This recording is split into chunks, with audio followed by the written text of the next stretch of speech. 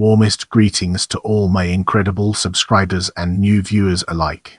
Welcome, everyone, to our latest video where we'll be exploring GetBackers.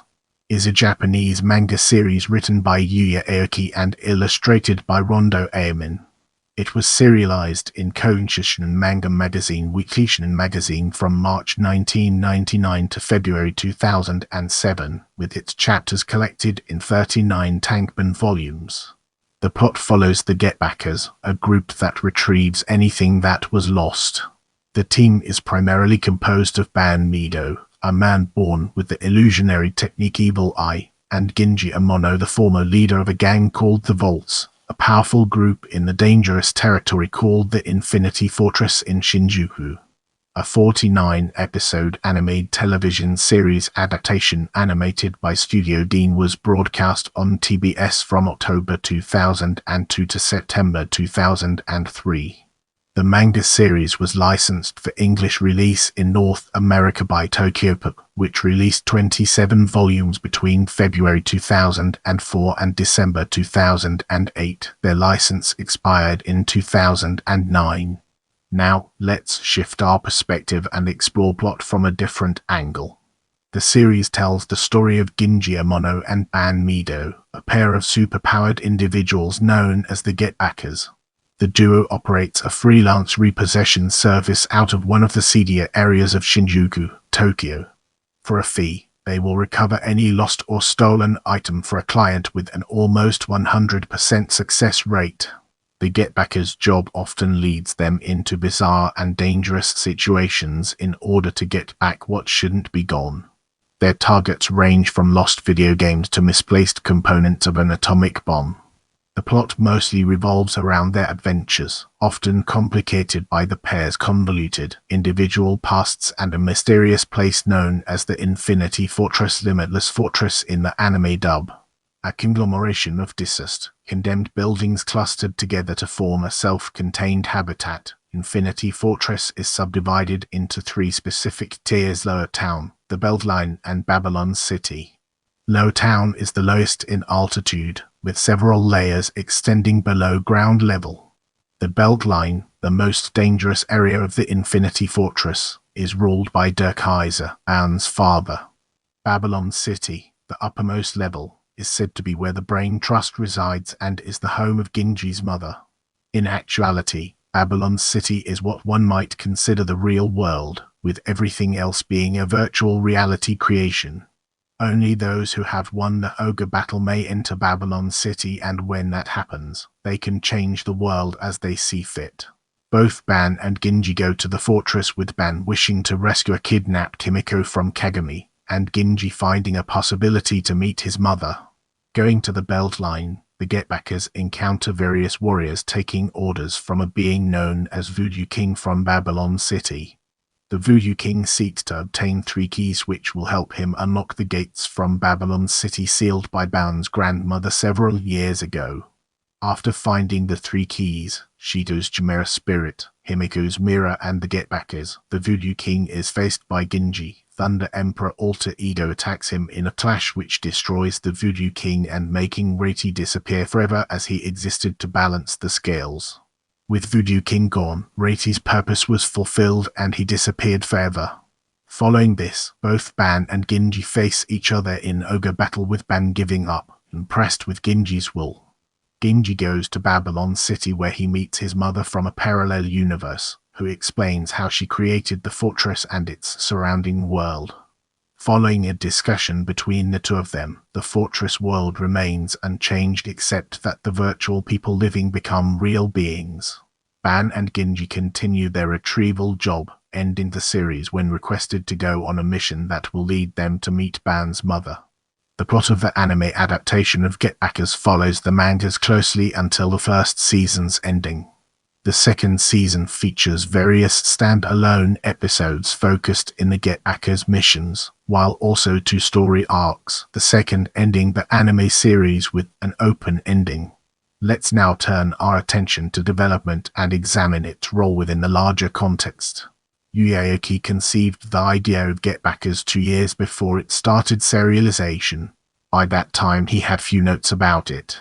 Aoki remembers giving many troubles to his editor when he started writing it, but was glad he could finish it. The character of Ban Mido was originally meant to appear in another series from Aoki, but his editor liked it and wanted it to be one of the manga's protagonists. Ginji was meant to appear in the series, but his original personality was first meant to belong to Ban.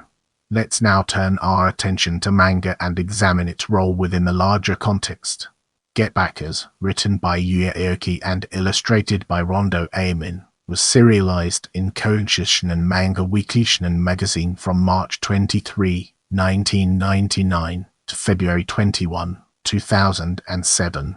Kodansha collected its chapters in 39 tankōbon volumes, released from August 17, 1999 to April 17, 2007. An additional one-shot chapter was published in Magazine Special on February 20, 2009. GetBackers was licensed for an English-language release in North America by Tokyopop, who first announced it in the Anime Expo 2004 in July 2003. Tokyopop divided the manga in two parts, GetBackers featuring the first 25 and GetBackers, Infinity Fortress the following ones. The volumes were published from February 10, 2004 to July 7, 2008. Only the first two volumes of Infinity Fortress were released. On August 31, 2009, Tokyopop announced that the rights to the series had expired. An art book titled was released on March 15, 2005. A guidebook titled GetBackers, The Last Piece, was released on April 17, 2007, containing information about the series plot, characters, and popularity polls. In this section, we'll be shedding light on anime and its impact on our understanding of the subject. The anime adaptation of the GetBackers series was produced by Studio Dean and was directed by Kazuro Furuhashi and Kitaro Motonaga. The series premiered on Tokyo Broadcasting System in Japan on October 5, 2002 and ran for 49 episodes until September 20, 2003.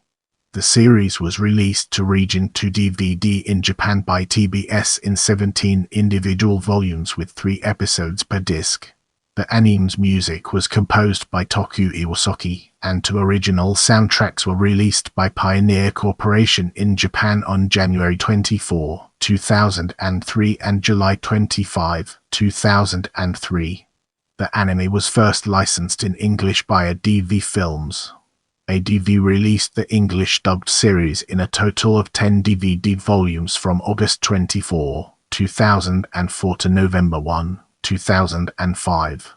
Compilations volumes from the seasons 1 and 2 were also released on October 10, 2006 and January 2, 2007, while a full compilation of the series was published on January 15, 2008.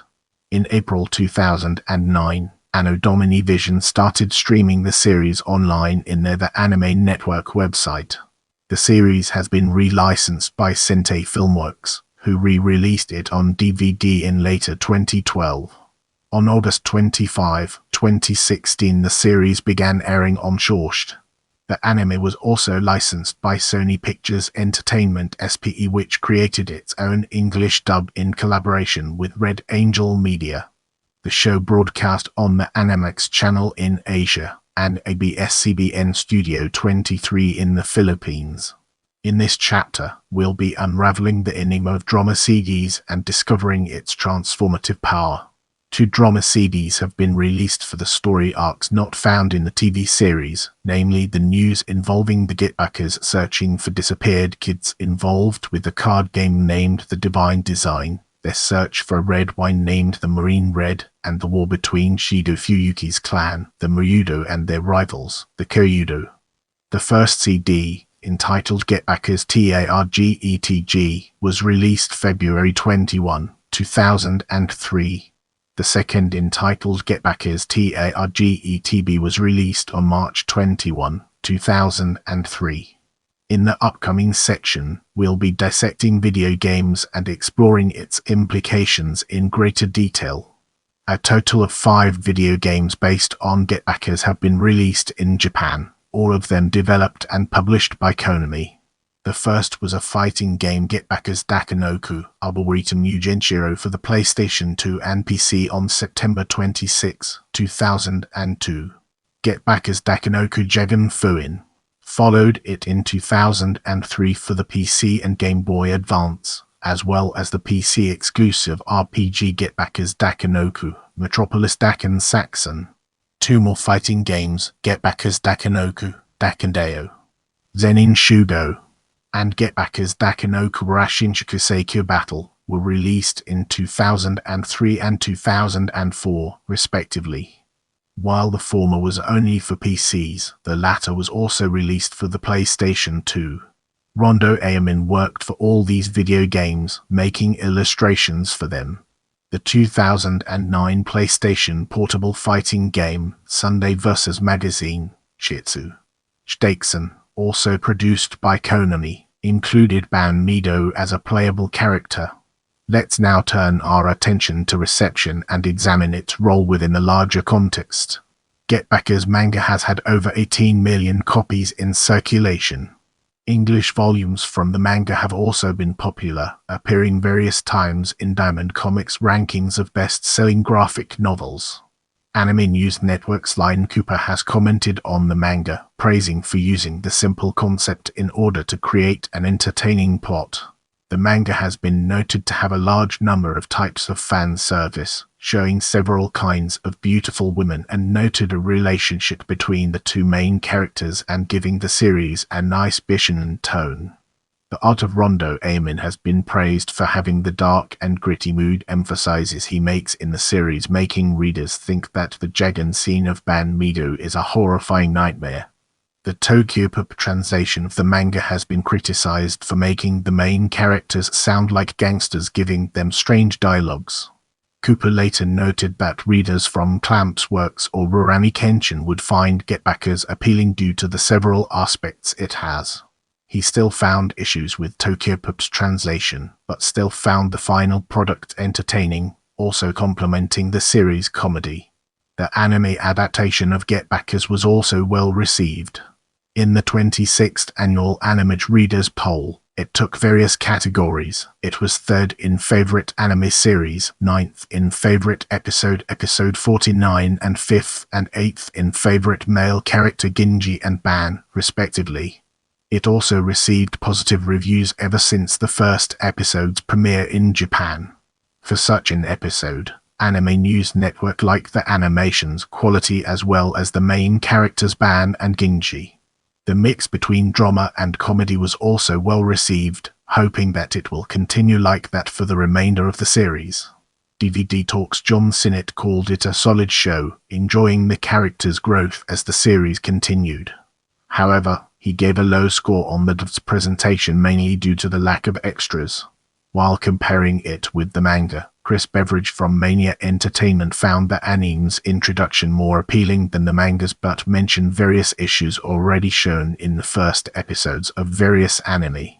Ambu Dong from Anime News Network enjoyed how the story was built during the first season, finding appealing the fact that the characters he found appealing would take part in a larger story arc.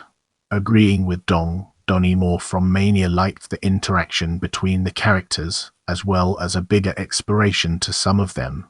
Sinnott concluded that the story arc involving the Limitless Fortress was a good story due to the expansion in the backgrounds from various of the main characters, but found it relatively longer than previous story arcs.